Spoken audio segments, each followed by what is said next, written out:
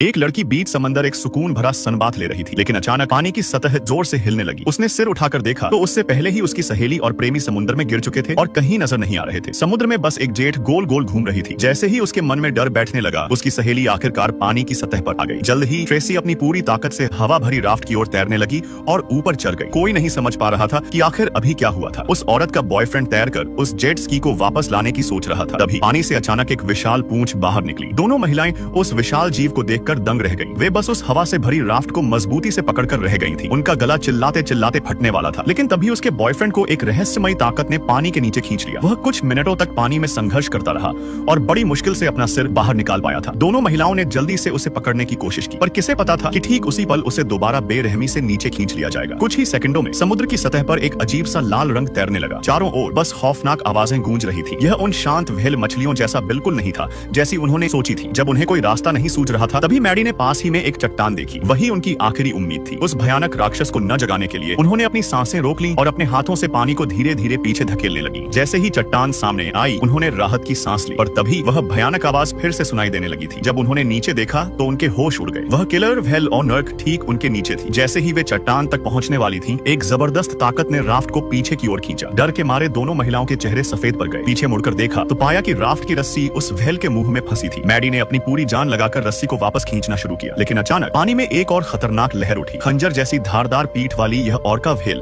अचानक उनकी ओर तेजी से बढ़ती है। उन्होंने अपनी पूरी जिंदगी में कभी ऐसी डरावनी चीज नहीं देखी थी। इसके पास न केवल खंजर जैसी पीठ थी, बल्कि यह कान फाड़ देने वाली चीखें भी निकाल रही थी। ऑर्का ने उनके चारों ओर कुछ चक्कर लगाए और फिर शांत होकर गहरे समुद्र में वापस चली गई। ऐसा लग रहा था जैसे वह जानबूझकर उनके साथ मौत का लुका छिपी का खेल खेल रही हो। वे समझ गई थी कि अगर वे यहाँ और रुकी तो उनका बचना नामुमकिन है। काफी कशमकश के बाद मैंडी ने फैसला किया कि अब इस टूटे हुए बेड़े का साथ छोड़ना ही बेहतर है। जैसे ही ऑर्का उनके नीचे से गुजरती है, दोनों तुरंत पानी में कूद जाती है, लेकिन वह इतनी डरी हुई थी कि उसके पैर कांप रहे थे और वह तैरने की हिम्मत नहीं जुटा पा रही थी। आखिरकार वह वापस बेड़े पर ही चढ़ गई। उसी समय ट्रेसी ने देखा कि वे चट्टानों के करीब पहुंच रही हैं। अचानक वह ऑर्का मुड़ी और ट्रेसी की ओर झपटी। एन मौके पर ट्रेसी ने जान लगा दी और चट्टान के ऊपर चढ़ने में कामयाब रही। वह वहां करीब आधे मिनट तक बेसुध पड़ी रही। तब जाकर उसकी सांस में सांस आई थी, लेकिन मैंडी अब भी पानी के बीच फंसी हुई थी और हालत बहुत खराब थी। पिछली नाकाम कोशिश ने उसे अंदर तक झकझोर दिया था। वह बुरी तरह कांप रही थी और हिलने तक की हिम्मत नहीं कर पा रही थी। तभी एक और मुसीबत आ गई। उनका बेड़ा हवा छोड़ने लगा। अब कोई और रास्ता नहीं था। मैंडी ने अपनी जान दांव पर लगाकर पानी में छलांग लगा दी। वह अपने पैरों को किसी टर्बो इंजन की तरह चलाकर पूरी ताकत से तैरने लगी। जैसे ही वह पास पहुंची, ट्रेसी ने अपना हाथ बढ़ाया और उसे ऊपर खींच लिया। यह सब कुछ सेकंडों का खेल था। मैंडी मौत के मुंह से बाहर निकल आई थी। दोनों सहेलियां एक दूसरे के गले लगकर रोने लगी और एक दूसरे को तसल्ली देने लगी। इस दौरान ट्रेसी के पैर में चट्टान से कट लग गया था। मैंडी ने तुरंत अपनी जैकेट उतारी और उसके घाव पर पट्टी बांधनी शुरू की। जब वे थोड़ी शांत हुई, तब उन्हें एहसास हुआ कि असली दहशत तो अभी शुरू हुई है। उन ऑर्का मछलियों ने उन्हें अपना शिकार मान लिया था और यह चट्टान उनके लिए किसी डिनर प्लेट से कम नहीं थी।